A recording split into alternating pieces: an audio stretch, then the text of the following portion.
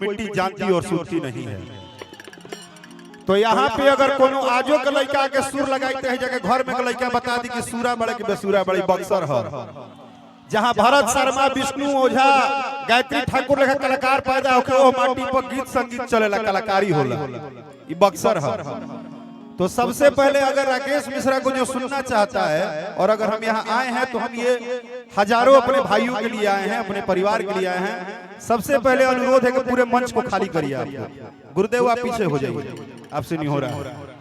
हाँ, मंच को पूरा खाली करिए। मंच को बाघ का मंच बनाइए जहां बाघ अपने हिसाब से खेले। हाँ, अरे जब मंच में बोलोड़े बड़े तो 2020 खेला, मजा लो, हिलाओ। अब हमको मंच में बुला के घेर दीजिएगा तो क्या फायदा है? अरे लोग नया पलू बनता। ये विशेष डिमांड हमारे अवधेश भैया का था, क्योंकि अवधेश मिश्रा अपने आप में भोजपुरी सिनेमा नहीं, भोजपुरी भाषा का इतिहास है, जिसके बगैर भोजपुरी भाषा ही अधूरा है। नहीं कूदना नहीं, आप वहां बैठो ना, आपको बुला रहे हैं हम बुलाएंगे आपको। लेकिन सबसे पहले मेरा पहला रिक्वेस्ट ये है कि मंच पूरा खाली हो और मंच पे इतना दूर के बाद सुनिए, यहाँ के आगे कोई नहीं आना चाहिए। जब तक गौ नहीं हो तब तक गौ नहीं हो। हाँ मुन्ना दुबे जी, सिस्टम आपका, मंच आपका, लेकिन ये बक्सर के लोग हैं, इनको गीत संगीत से प्यार है। पूरा समियाना घेर लेला से प्रेम ना बढ़ेला, प्रेम बढ़ावे खातिर करेजा में उतरे के पड़ेला, गावे के पड़ेला, बजावे के पड़ेला, बतावे के पड़ेला कि हम तहार हो तहरा भी आइल बानी। तो मुन्ना बाबू, सबसे पहले तो आपके बच्चे को हमारे तरफ से, पूरा भोजपुरी इतिहास के तरफ से, समाज के तरफ से, यहाँ के एक एक जन के तरफ से बहुत बहुत आशीर्वाद कि जैसे आप नाम किए हैं दुनिया में, वैसे ही आपका बेटा भी पूरा दुनिया में नाम करे। चलिए अब आप भी अब थोड़ा सा जगह दीजिए, आइए। अब अपने सिस्टम में आइए।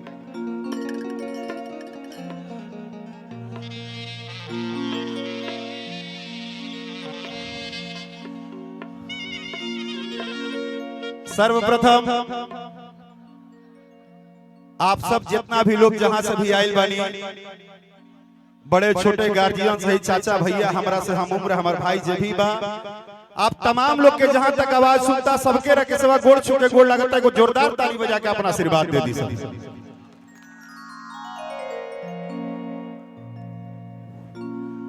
धन्यवाद। हमारे जितने भी कैमरा लगाए हुए यूट्यूब से हमारे साथी आए हैं, भाई आए हैं, उनको जरा जगह दीजिए। आप लोग आगे से थोड़ा उनको डिस्टर्ब मत कीजिए।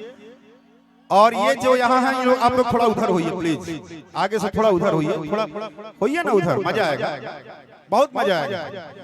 सभी यूट्यूब साथियों को बहुत बहुत आभार, धन्यवाद। हाँ, और दिल से आभार कि आप लोग आजकल बहुत हर जगह, हर गली, हर घर में पहुंचा देते हैं। परम पूज्य हमारे महाराज जी यहाँ बैठे थे, अभी शायद कहीं गए हैं, ब्रिजमोहन दास जी। तो महाराज जी अगर आपको मेरी आवाज सुनाती है तो आप मंच पे आ जाइएगा, क्योंकि इस भजन में आपका रहना जरूरी है।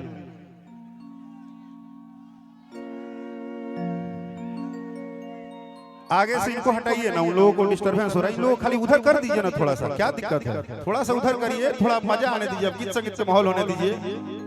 हाँ, और मटरू भैया, अवधेश भैया के तनी अपना देने करो, लौकत नहीं खान होने बैठाव। हाँ होनी, हम बुलावत तनी, एक गाना के बाद बुला ले, अभी तनी भक्ति कर लेवे तनी।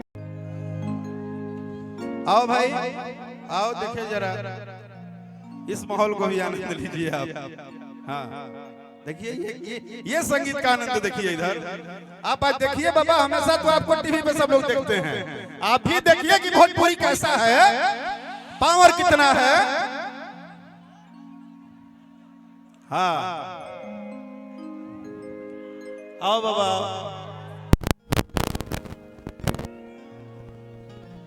अच्छा, आप लोग को एक और सूचना बता दें कि रंगदारों के भतार आप बहुत सुन रहे हैं, लेकिन उसके अलावा भी एक आ गया है और रंगदारी जारी रहेगा। रंगदारी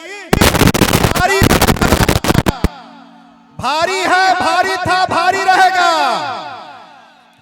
भारी है, भारी था, भारी रहेगा।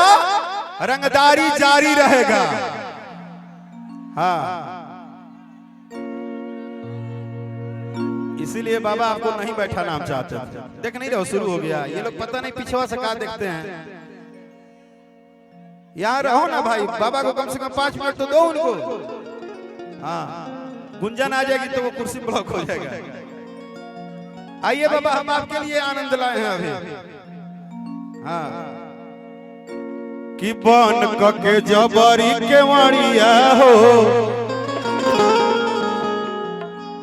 अतूर दिल गतारे गतारिया हो की का कैलाए रजऊ की का कैलाए रजऊ कि नए रे पलना हूँ चुकैला कमर हूँ चुकैला ए रजऊ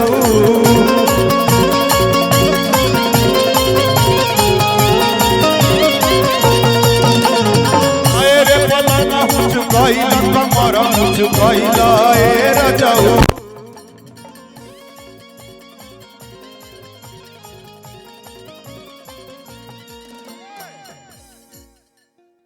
ऐसे थोड़े होता है जैसे तुम लोग कर रही हो, जैसे बक्सर में होता है वैसे करो।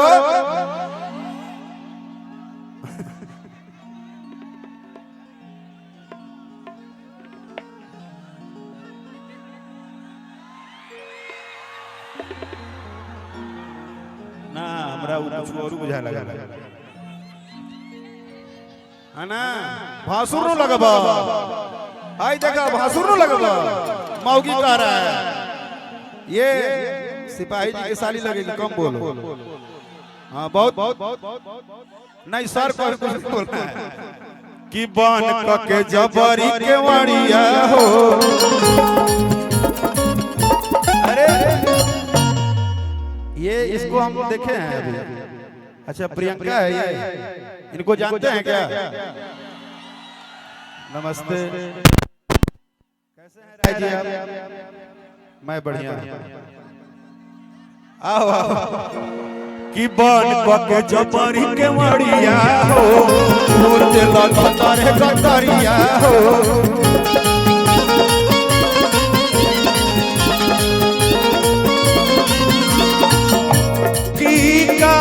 कैला ए रजऊ का कैला ए रजऊ। अरे नए रे पलना हूँ चुकैला कमर चुकैला ए रजऊ।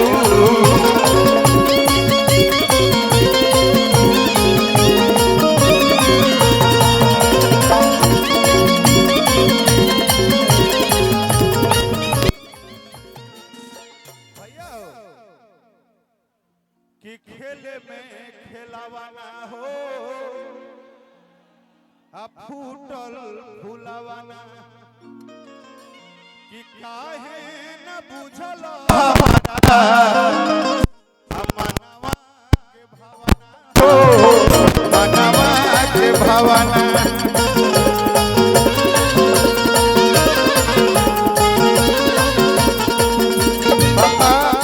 ऐसा ने कुछ गीत रहे न कि बथत कमर पोरे पोरे ए राजा तनी जाई ना बहरिया। इतना परेशान नहीं करेंगे बाबा। हर कोरा में सट के उलट के पलट के अकेले बड़ा देहिया दूर हो कि बिजली के तार में भतार झुरैला मन मन कैला मजबूर हो कि बेरी बेरी छुई जानी हमारा पपुई राजा कि बेरी बेरी छुई जानी हमारा दर्द से गिरे लगी हे राजा तनी जाई ना बहरिया एक एक लाइन सब चटनी होखे कि टूटत बदन पोरे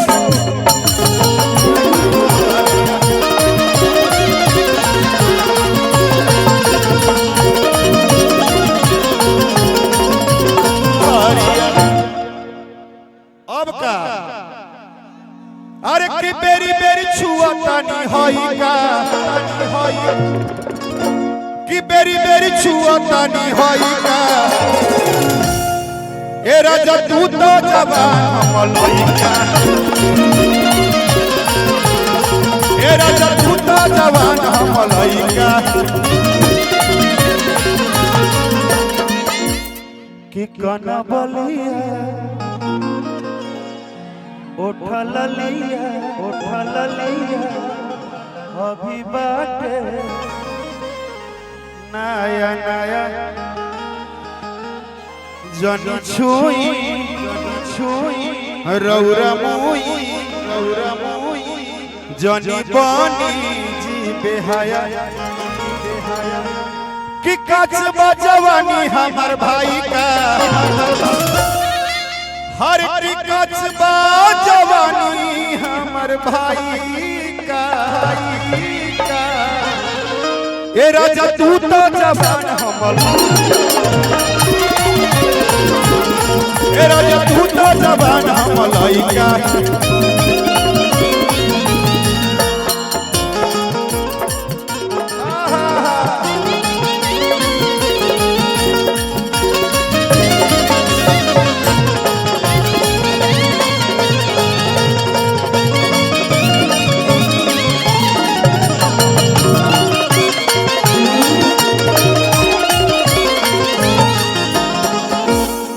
कि माजा मारता सबुनिया ए राजा जी कि रौरा हमार देखी देखी तरसी जवानिया ए राजा जी कि रौरा हमार देखी देखी तरसी जवानिया ए राजा जी तमाजा मारता सबुनिया ए राजा जी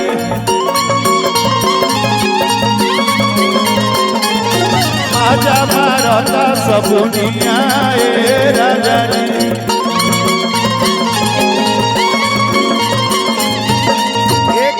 एक रिकॉर्डिंग लगा दीजिए रंगदारों के होता ओके ना।